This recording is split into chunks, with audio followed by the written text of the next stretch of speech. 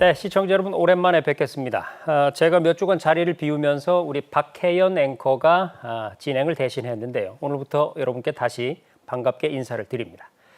전 세계 21개 회원국 정상들이 모인 경주 에이펙 정상회의가 다음 주로 다가왔습니다. 오늘 도움 말씀 주실 분으로 한국군사문제연구원의 김열수 안보전략실장 나와 계십니다. 어서 오십시오. 네, 안녕하세요. 네, 조금 뜨거운 이야기부터 나눠볼까요? 29일에는 트럼프 대통령이 또 30일에는 시진핑 주석이 국빈 자격으로 우리나라를 찾게 되는데 그러면 그 두 사람의 만남, 즉 미중 정상회담 개최는 언제가 유력할까요? 예, 지금 트럼프 대통령이 아시아 순방길에 26일부터 나서죠. 그래서 네. 말레이시아에서 아세안 정상회의에 잠시 참석했다가 일본에 가서 2박 3일 동안 일본 방문하잖아요. 네. 그리고 나서 이제 29일 날 지금 말씀하신 것처럼 한국에 들어오는데 에이펙 정상회의는 31일부터 11월 1일까지 있잖아요. 그러면은 이제 정상회담이 이루어지려고 하면은 시진핑 주석이 늦어도 10월 30날에는 들어와야 되거든요. 네. 이제 이런 이제 전체적인 일정을 보면 한미 정상회담이 29일 정도에 열릴 것 같고요. 아무래도 미중 정상회담은 30날 열리지 않겠는가 이렇게 보입니다. 네. 자, 역시 경주 에이펙 정상회의에서 열릴 초미의 관심사 또 하나 더 있죠. 한미 정상회담인데 지금 한미 양국 간의 협의가 한창 진행되고 있는데요. 에이펙에서 어떤 부분에 관한 얘기가 오가게 될까요? 아무래도 이제 관세 협상이라고 하는 것이 우리가 이제 미국에 3,500억 불을 투자하고 그 대신에 이제 미국은 관세를 15%로 낮춰준다는 게 그게 이제 첫 번째 합의한 내용이잖아요. 그랬죠. 그런데 이제 문제는 어디다가 투자를 할 것이냐, 투자 방식은 어떻게 할 것이냐, 이익 배분은 어떻게 할 것이냐 이런 문제를 가지고 계속 한미 간에 여기에 대해서 조정을 해왔습니다. 네. 그래서 아시다시피 최근에는 우리 구윤철 부총리 겸 기재부 장관, 그다음에 이제 청와대 정책실장, 그다음에 김정관 산자부 장관, 여한구 통상교수본부장 이런 사람들이 대거 갔잖아요. 네. 가가지고 거의 뭐 마무리 단계까지 이제 하고 지금 돌아와 있는 그런 상태거든요. 그래서 이견들이 굉장히 많이 좀 좁혀진 것 같습니다. 그래서 아주 미세한 쟁점 한두 가지는 남았다라고 그러는데 그 미세한 쟁점 한두 가지는 결국 한미 정상회담 때 대통령끼리 최종적으로 결정하지 않겠는가. 그래서 대부분은 이제 거의가 결정이 된 것 같고 뭐 네. 한두 가지만 남겨둬서 마지막으로 결정하고 서명하는 그런 방식으로 진행이 되지 않겠는가. 그렇게 되면은 이제 한미 관세 협상은 타결이 된다 이렇게 보죠. 네. 두 정상이 만나서 시원하게 해결이 좀 됐으면 좋겠습니다. 트럼프 대통령과 시진핑 주석의 관세 담판 역시 전 세계 주목을 받고 있죠. 특히 트럼프 대통령 같은 경우는 시진핑 주석에게 무엇인가를 내놔야 할 것이다. 이러면서 미중 정상회담이 그야말로 뜨거운 무역 담판의 장이 될 거다. 이렇게 예고가 되고 있는데 어떻게 예상을 하세요? 정상회담을 앞두고 사실상 기싸움이 치열해지고 있다고 봐야 되겠죠. 지난 네. 9일이죠. 오히려 이제 중국의 시진핑 주석이 히토류 다수 종류에 대해서 또 제한하는 조치를 이렇게 발표를 했잖아요. 예. 히토류가 이제 총 17종류인데 4월 달에 이제 7종류, 이번에 5종류. 이제 남은 게 이제 몇 개는 안 돼요. 그러다 보니까 트럼프 대통령도 그렇다라고 하면은 추가 관세 100% 이제 부과하겠다. 그러면 현재 이제 미국이 중국에 부과하는 평균 관세가 한 55% 될 거예요. 그러면은 추가 관세 100% 부과하면은 155% 되는 거잖아요. 네. 그러면 이제 아예 아무것도 안 하겠다라고 얘기하는 거거든요. 그래서 트럼프 대통령이 계속 얘기하고 있는 것이 중국에 대해서 공정한 거래를 얘기하는 겁니다. 닉슨 대통령이 결국은 중국과의 관계를 개선을 하고 수교를 했지만 그 이후로 계속해서 중국은 미국을 덩쳐먹었다. 사실상 대통령의 표현으로는 맞지는 않은데 그만큼 그때부터 지금까지 단 한 번도 미국과 중국 사이의 교역에서 미국이 단 한 번도 흑자를 본 적이 없고 네. 거의 뭐 적자가 이제 누적이 돼서 눈덩이처럼 불어난 그런 상태거든요.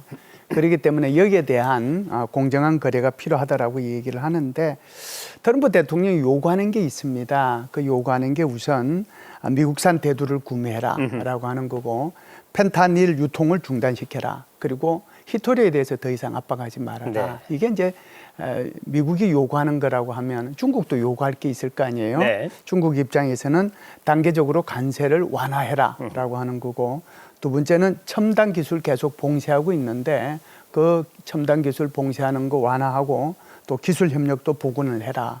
그리고 이제 제일 이제 첨예하게 뭐 관세 협상만 이루어질 것은 아닌 것 같고 결국 이제 대만 문제가 이제 부각하게 될 텐데 중국은 원하는 것이 트럼프 대통령으로부터 하나의 중국 그걸 이제 원하지 않겠는가? 그러면은 크게 봐서 미국이 원하는 거, 중국이 원하는 거하고 각각 제가 말씀을 드렸는데 거기에서 어떤 절충점을 찾지 않겠는가? 그래서 제가 볼 때는 이번 주에 미국의 재무장관하고 그다음에 중국의 부총리가 아마 만날 겁니다. 만나서 이 미중 정상회담 이전에 최종적으로 어떻게 타결을 좀 보지 않겠는가 그렇게 보고 그렇다라고 하면 사실상 한국에서 있게 되는 30날 미중 정상회담은 둘이가 웃으면서 악수하는 그런 회담이 될 텐데 그것은 끝까지 좀 지켜볼 필요는 그렇습니다. 워낙 변수가 많아서요. 어쨌든 설명을 들어보니까 간단히 요약해서 공급망 그리고 관세 그 두 개를 가지고 딜을 하고 있다 이렇게 생각할 수 있겠습니다. 어쨌든 이번 에이펙에서 한미 정상회담에서는 이 실용 외교가 그리고 미중 정상회담에서는 우리 정부의 가교 외교가 빛나길 기대해 보겠습니다. 자, 그런데 그런가 하면 이 트럼프 대통령의 짧지 않은 이 방한 기간 동안에 김정은 북한 국무위원장과 만날 수 있다 이런 전망이 나오고 있습니다. 그런데 이것이 단순히 추측이나 허언만은 아닌 것이요. 벌써 미국 측의 대북 준비팀이 이미 우리나라에 입국한 걸로 알려지고 있죠. 예, 이제 사실상 미국 정상회담의 가능성에 대한 그런 것들이 연기가 이제 모락모락 피어오르고 있죠. 그래서 며칠 전에 이제 CNN에 보도한 것을 보면 행정부 당국자들이 모여가지고 비공개로 미국 정상회담의 가능성에 대해서 논의했다라고 이제 발표가 한번 됐거든요. 그것뿐만 아니라 지금 현재 주한 미국 대사 대리가 조셉 윤이 하고 있잖아요. 그래서 이 사람을 지금 케빈 킴으로 바꾸겠다라고 얘기를 하거든요.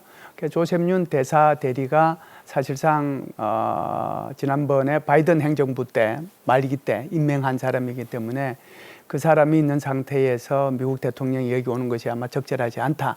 뭐 이렇게 해석할 수도 있지만 그보다는 더 큰 것이 왜 케빈 킴으로 대사 대리를 바꿨느냐가 더 중요하거든요. 네. 그래서 케빈 킴이라고 하는 사람이 2018년과 19년도에 그때 당시에 스티븐 비건이라고 하는 사람이 대북정책 특별 담당관으로서 사실상 미국 정상회담과 관련되는 일을 다 했거든요. 이때 이제 케빈 킴이 이걸 도와줬단 말이죠. 그래서 여기에 대해서 잘 알고 있기 때문에 이 사람이 와서 여기에 대비하는 게 아닌가 미국 정상회담에 그런 차원에서 이제 케빈 킴으로 교체했다는 거고요. 세 번째는 지금 우리 앵커님께서 말씀하신 것처럼 미국의 정부 준비팀 10여 명이 지난주에 지금 여기 들어왔다라고 얘기하는 거잖아요. 네. 그래서 한 세 가지 사례를 말씀을 드렸는데 이런 것들을 보면 미국은 플랜 B 혹시 있을지도 모르는 미국 정상회담에 대비하고 있는 게 아닌가. 게다가 지금 이제 판문점에 대해서는 10월 말부터 11월 초까지 거기에 이제 방문하는 사람들 제한시켰거든요. 그러니까 이런 것들을 미루어 보면 가능성도 있고 대비하는 차원도 있고 그렇다 이렇게 봅니다. 네. 여러 가지 면에서 기대가 되는 경주 에이펙 정상회의입니다. 그런데 이번 경주 에이펙 정상회의를 통해서 외교 무대에 첫 데뷔를 하는 정상도 있습니다. 일본 총리죠.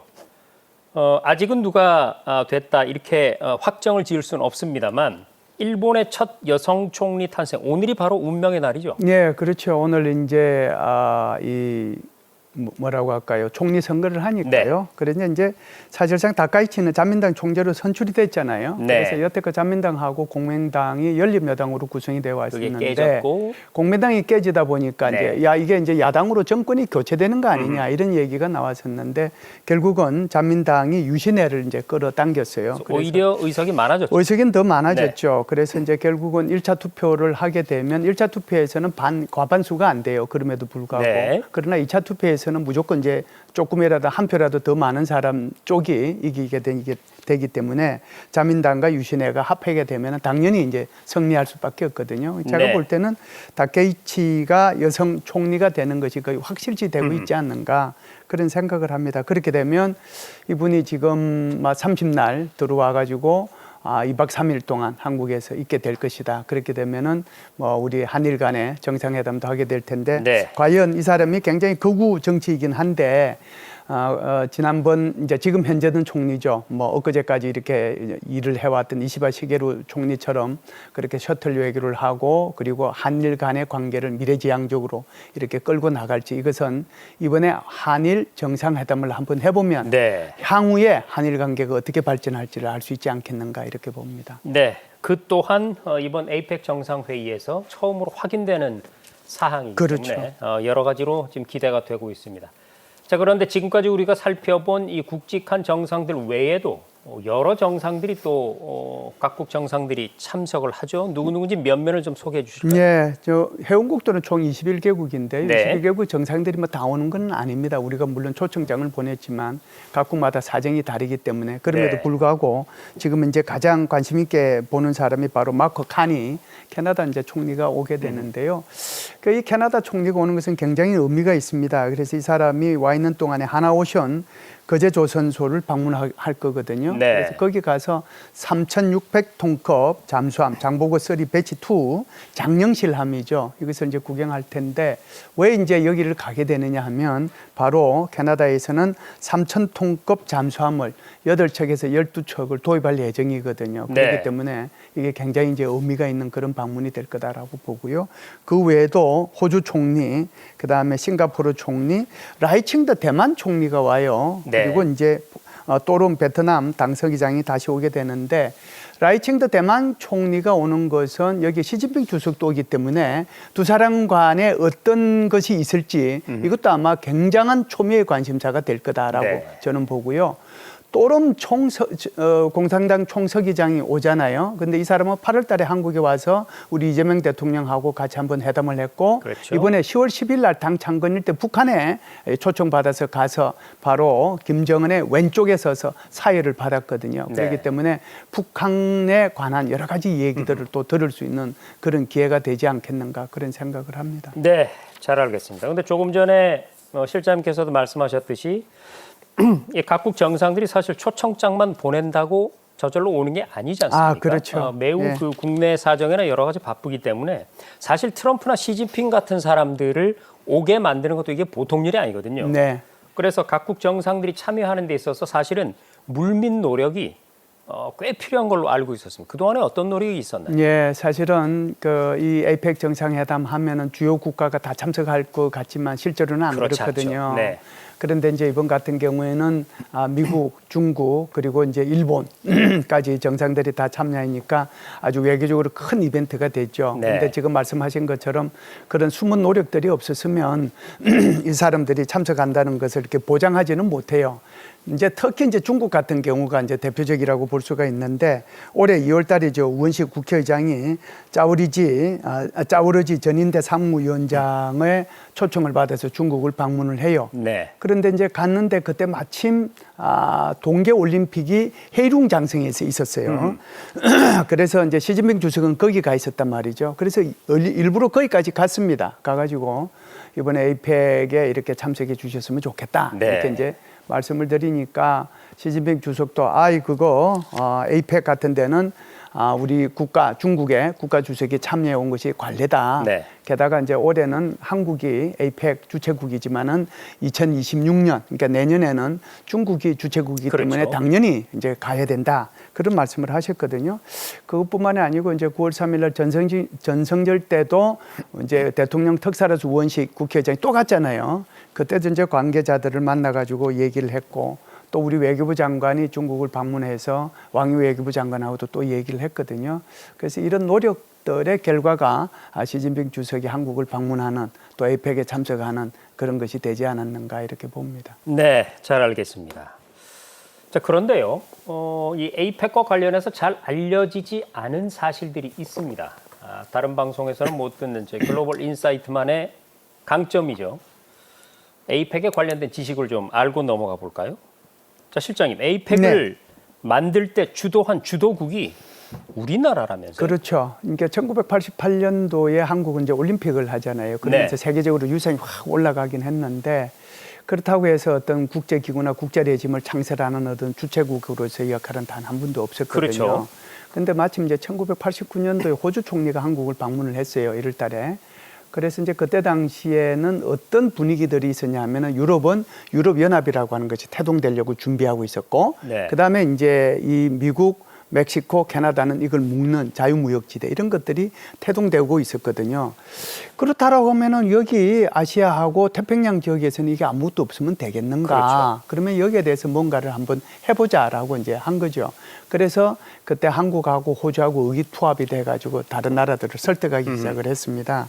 그래서 1990년도에 사실은 제1차 에이펙 회의가 어떻게 보면 창설식이 호주에서 있게 된 거죠. 네. 한국이 굉장히 큰 역할을 했었습니다. 그렇습니다. 여러분 이거 시험에 나오면 답을 대한민국이라고 쓰시면 됩니다. 에이펙을 주도한 나라 대한민국입니다. 자, 글로벌 인사이트에서만 들을 수 있는 숨은 이야기 또 하나. 실장님. 네. 이 에이펙에 사실 중국이 만약에 지금 들어있지 않다면 예. 사실 굉장히 허전할 거거든요. 그렇죠. 중국을 가입시킨 것도 우리의 역할이 굉장했었다면서요. 굉장히 컸죠. 제3차 에이펙, 그러니까 고위관리회의, 이제 에소미라고 얘기하는데, 네. 그게 이제 서울에서 있었는데, 그때 당시에 결국은 이제 차이나라고 하는 것이 중국 본토가 있고, 대만이 있고, 그리고 이제 홍콩이 있잖아요. 네. 이 쓰리 차이나를 어떻게 여기에 이제 가입을 시킬 것이냐. 이것 가지고 이제 논의가 됐고, 이것을 사실상 우리 에이펙 의장국인 한국에 위임을 해줬거든요. 그래서 이제 그때부터 이제 한국이 엄청나게 여기에 대해서 어떻게 하면은 이걸 할 것이냐, 이 세 나라를 어떻게 보면 가입을 시킬 것이냐 하고 이제 노력을 많이 했는데, 네. 그때만 하더라도 한국하고 중국 사이 외교 관계가 수립이 안 됐어요. 네네. 그래서 중국을 방문하려고 하니까 방법이 없단 말이죠. 하. 그래서 결국은 우리가 이제 홍콩 총영사관 그리고 중국 신화사 통신 이 채널을 이용해 가지고 방문 의사를 밝혔어요. 그러니까 네. 중국에서는 좋다. 자기 의장국 자격으로 오겠다고 그러면 들어와라. 그래서 이제 우리가 갔어요. 가가지고 이제 얘기를 해보니까 이렇게 얘기한단 말이죠. 대만은 안 돼. 옵저버로 가입을 아하. 시켜. 그리고 만일 가입을 시키거나 하려고 하면은 중국을 먼저 가입을 시키고 대만을 가입시켜라 이렇게 얘기를 해요. 네. 그래서 또 대만을 갔어요. 대만을 갔더니만 대만에서는 우리는 대만이 아니야 중화민국이야. 중화민국으로 우리를 가입을 시키고 그리고 자존심들이 참, 네. 그렇죠. 동등하게 가입을 해지 중국이 먼저 가입하고 우리가 늦게 가입해서는 안 된다. 그리고 나서는 이제 물밑 협상이 계속 이제 있게 되는 거죠. 네. 그래서 가지고 결국은 이제 이 에이펙이라고 하는 것이 주권 국가들의 모임이라기보다는 경제 주체들의 모임이거든요. 네. 그렇기 때문에 대만을 국가가 아닌 경제 주체로 가입시키는 그런 해법을 이제 제시를 하게 됐는데 결국 이제 이걸 통해 가지고 타결이 됐습니다. 어떻게 되느냐 하면은 차이나는 그냥 차이나로. 네. 그리고 이제 대만은 차이니즈 타이완으로. 아하. 이게 이제 차이니즈 타이완이라고 하는 것이 올림픽이나 이런 데도 이제 차이니즈 타이완으로 나가잖아요. 네. 대신에 홍콩은 홍콩 심표 차이나. 이건 완전히 이제 홍콩은 이제 중국의 것으로 해서 하는데 네. 차이니즈 타이완은 이제 이거는 타이완 차이니즈가 아니고 차이니즈 타이완으로 들어가게 됐죠. 그리고 동등하게 가입하는 것으로 결국은 이제 이렇게 마무리가 됐기 때문에 한국이 사실상 이 에이펙에 대해서는 굉장한 노력을 많이 했다. 그러네요. 이렇게 볼 수가 있죠. 네. 대한민국 외교의 숨은 노력을 통해서 중국, 대만, 홍콩, 네. 다 회원국이 됐다는 얘기입니다. 얘기를 나누다 보니까 벌써 시간이 이렇게 됐네요. 2025년 경주 에이펙 진짜 코앞으로 다가왔습니다, 실장님. 우리는 어떤 외교력으로 이번 에이펙을 어떤 기회로 삼아야 될까요? 한국은 중견국이잖아요. 네. 중견국이니까 중견국 외교의 중심축으로서 역량을 발휘할 중요 무대라고 생각을 하고요. 그래서 뭐 유감 없이 그것을 이제 발휘할 필요가 있겠다라고 생각을 합니다. 모두에 이제 우리 앵커님께서도 말씀을 하셨지만은 사실상 미중 사이의 균형이 있는 가교 외교 이게 네. 사실상 필요하거든요. 그래서 미국하고는 아무래도 뭐라고 할까요? 기술 동맹 이걸 뭐 강조하고 그래야 되지만 대신에 중국과는 에너지 또는 공급망 안정을 위한 어떤 실용 외교가 좀 필요하지 않는가라고 보고요. 두 번째는 이제 중견국 간의 연대를 또 좀 주도해 볼 필요가 있지 않겠는가 저는 생각을 합니다. 네. 예를 들어서 이제 한국이나 호주, 캐나다, 인도네시아 이런 나라들이 이제 중견국이라고 볼 수 있거든요. 그래서 이런 중견국가들끼리의 어떤 협력을 강화하는 그런 문제를 좀 논의해 봤으면 좋겠다라고 생각을 하고요. 마지막 세 번째는 경주가 뭐 고도이긴 하고 또 신라의 천년 역사가 빛나는 곳이고 게다가 지금 한류가 굉장히 이제 선풍적인 인기를 끌고 있지 않습니까? 소위 말해서 한국형 소프트 파워 이런 이제 외교 이것을 전개할 필요도 있지 않겠는가 이렇게 봅니다. 네, 잘 알겠습니다. 경주 에이펙 정상회의의 주제처럼 지속 가능한 내일을 여는 세계 정상들의 자리가 되기를 기대해 봅니다. 지금까지 한국군사문제연구원의 김열수 안보전략실장이었습니다. 고맙습니다. 감사합니다.